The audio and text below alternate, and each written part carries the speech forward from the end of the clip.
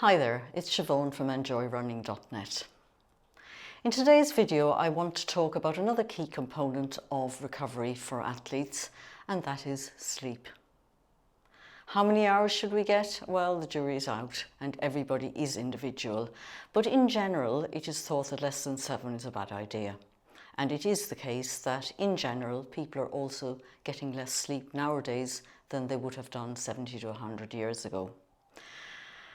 So you will know your own body best, but at least 7 hours. When we go to bed to sleep, it's not just this great block of inactivity with our eyes shut. There are phases in sleep, and the balance of time we spend in each one may be important. Let's have a look. Slow wave sleep, or what we often call deep sleep. This is important for restorative functions in our body, so building bone and muscle, repairing damaged tissue, building our immunity, and more recently we think that it may help to clear out toxins out of our brains, although that's relatively new research. How much time should we spend on it? Well, it happens in phases through the night, and generally early in the night we get longer periods spent in deep sleep, but overall throughout the night about 25 to 30% of our time should be in this sort of phase of sleep. We have light sleep, which is a transitionary type of sleep, which takes us from, say, deep sleep through to a different type of sleep, say REM sleep, where we do much of our dreaming. The relevance of REM sleep is that it helps our body process information it has gathered during the day and lay down memories. Again, the proportion of time spent on that will, of course, like every other aspect of sleep, be individual, but we think that it's about 20% of our time is spent in REM sleep, and then with the light sleep, this transitionary sleep, it's about half the time we're asleep. The rest of the time we are considered to be awake, and awake can be because you are in the process of falling asleep at, say, the start of the night, or it can be when you're disturbed when you're in bed. So maybe you need to get up to go to the loo, or a noise disturbs you, or whatever. About 5% of a night's sleep is spent in that phase. So clearly you can see from what I've said so far that deep sleep and REM sleep are quite important. Now, we shouldn't ignore the awake bits, because at the time it takes us to fall asleep, again very individual, but we want to try and keep it somewhere between 5 minutes and a half an hour. If you spend a long time at the beginning of the night trying to get to sleep, then you may find your sleep feels bad, and you simply can't fall asleep.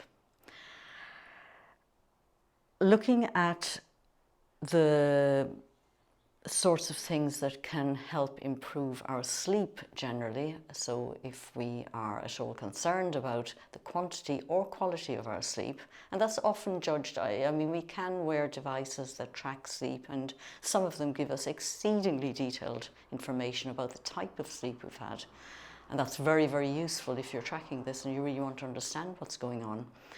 But regardless, even if we're just working with very basic information, time to bed and time woke up, considering how you feel first thing in the morning can be quite helpful. So when you wake up, I often ask people I train, what's your attitude towards the day ahead, towards work, towards training, whatever, and get them to rate that on a scale. Because even if you don't have sophisticated data, that can be quite helpful in letting us know that something is the matter with our sleep. Or if we're feeling tired all the time, we're falling asleep early at night, the minute we sit down, those sorts of things will give you indicators that maybe something is less than perfect about your sleep. Moving on to what we can do. Well, simply being in bed long enough to get those 7 hours or 8 hours or whatever number of hours you desire is important. And it can be quite interesting to watch a client calculate back from their getting up time, which is often defined by their work, to the time they need to go to bed, allowing a half an hour to fall asleep, say, and then suddenly realising that there's no way you can keep going to bed at midnight and getting up at 6 o'clock and having 7 hours. And I know that's very simple, but actually it's worthwhile thinking about it. We are probably well aware now that we are better to sleep in a darkened room. And anybody who has had young children who've had difficulty sleeping will have at least had a brush with blackout curtains or something of that nature, because they've been advised to darken the room. So how dark is a dark room? Well, if you stick your hand out in front of you, which is about, in my case, okay, I have short arms perhaps, about 45 centimetres, half a metre or so, 18 inches, if you can still see your hand, the room is not dark enough for you to sleep well. In this era of a lot of digital stuff and phone chargers, computers in bedrooms, etc., there may be a lot of background light from LED sources on charging points, and that's something that is worth a check, because when you get up in the middle of the night, if you notice that your room is actually quite bright, not because it's dawn outside, it might be 2 o'clock in the morning, just consider, are there other background lights making the room brighter than it ought to be? And then do your best to deal with those. Screens. As a parent, turn off your computer at night, where's your phone?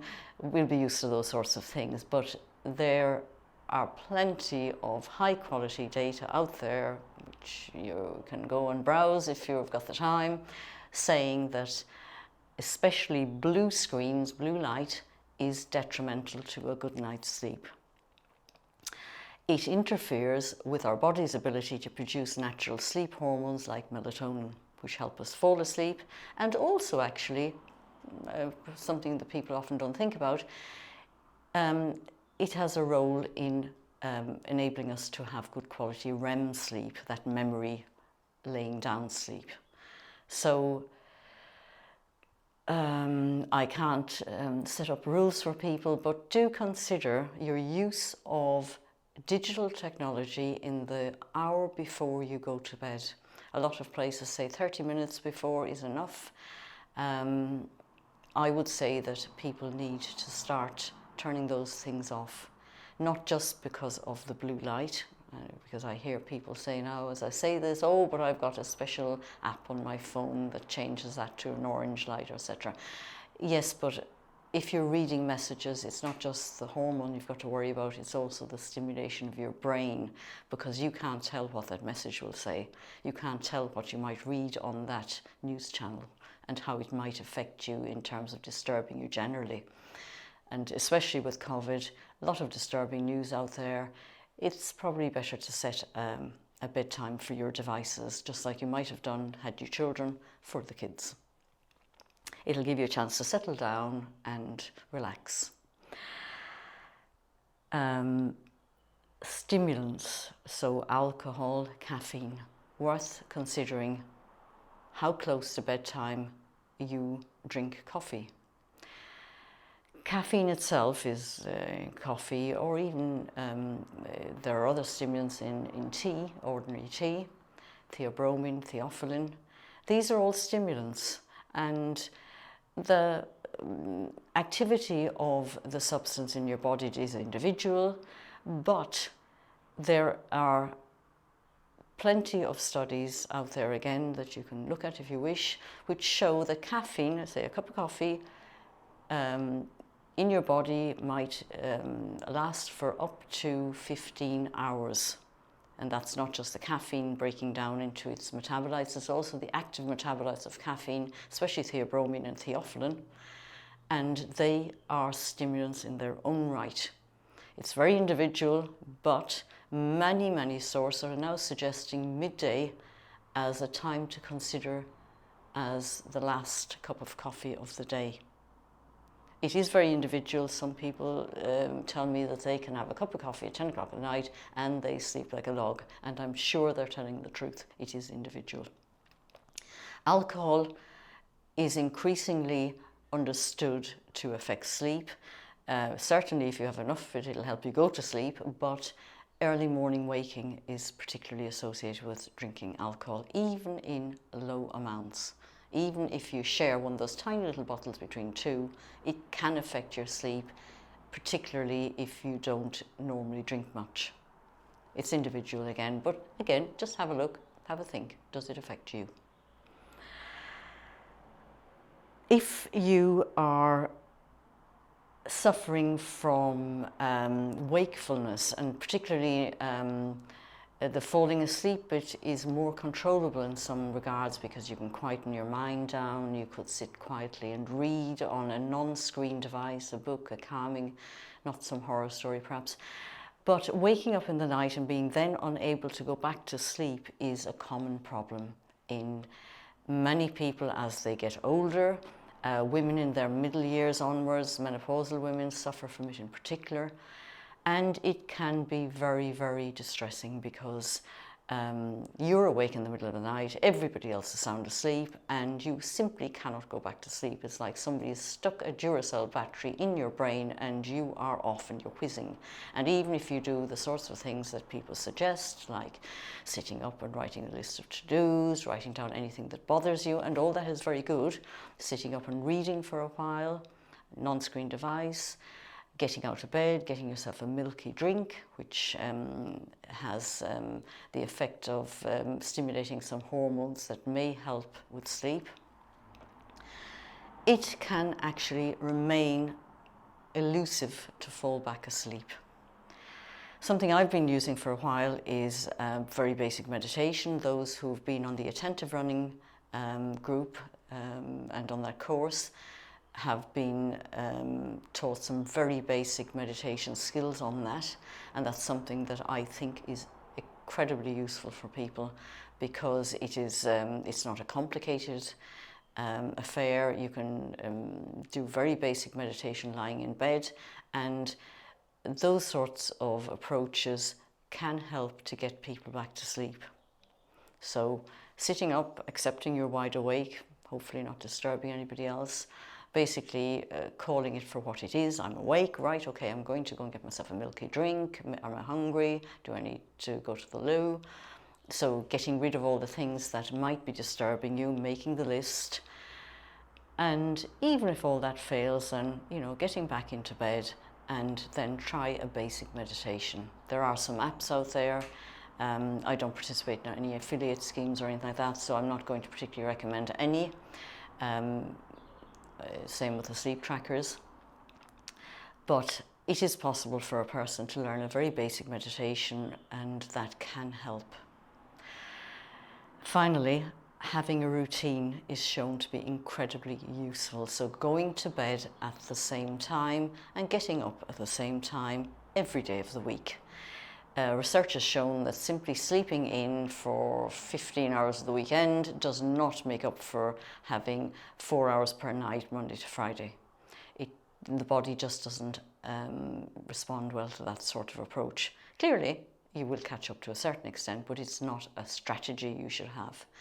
So that old wives' tale, or whatever your granny might have said about an hour before midnight is worth two afterwards, actually may have a grain of truth to it, because that restorative slow wave sleep happens in longer cycles at the beginning of the night. And maybe, you know, there was this idea of going to bed and getting up with light in rural communities, especially in the old days. So there may be, you know, there's this sort of having a steady system or program will tie in with your body's natural daily circadian rhythms, will ensure that the hormone levels are more or less right, and the valuable sleep, the truly valuable sleep that enables our bodies to function well at a physical level, will be prioritized. Hope that helps. If there's anything I can help you with in terms of learning how to do basic meditation, drop me an email at or contact me through the Facebook page. Send me a personal message. Thank you very much for listening, and see you soon.